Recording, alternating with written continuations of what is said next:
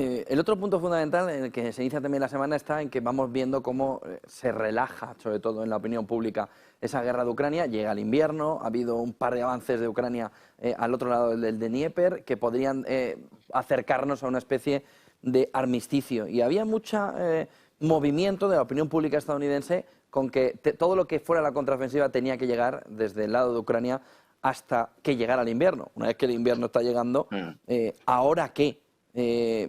Zelensky no parece que quiera negociar.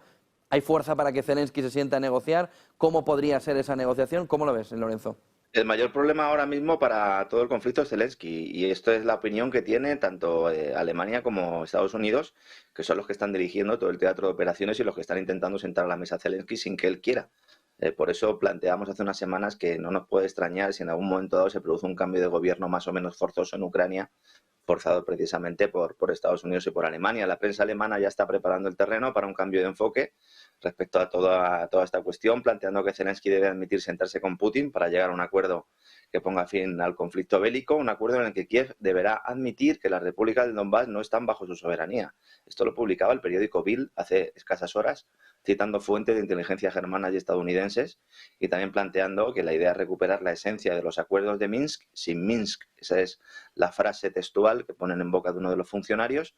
Esos acuerdos que, según han admitido sus firmantes, estaban diseñados para no ser cumplidos precisamente por el lado europeo, y que planteaba, recordemos, que las regiones del Donetsk y del Lugansk deben tener un estatuto especial que no les haga depender del gobierno ucraniano. Fíjate la de vueltas que hemos dado, la de muertos que ha habido, la crisis geopolítica, la crisis energética, todo el desastre que se ha producido para volver al punto de partida.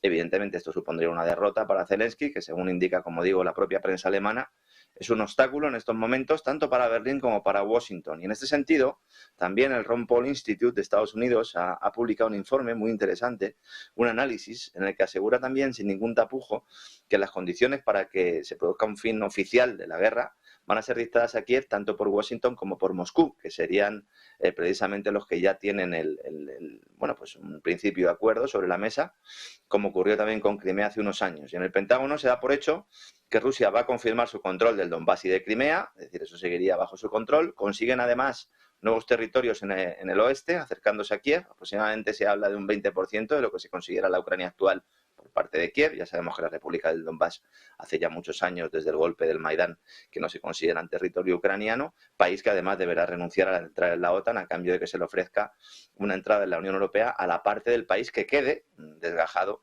de la República del Donbass. Esto es lo que algunos venimos relatando desde hace meses, mientras los propagandistas de la Alianza Atlántica nos ponían en listas negras, nos acosaban en las redes sociales. Hemos sufrido una persecución más que notable por parte de estos adalides de la democracia, y lo mismo sucedía cuando criticábamos las sanciones a Rusia, porque en realidad acabarían perjudicando a Europa. No lo acabamos de comentar, ¿no?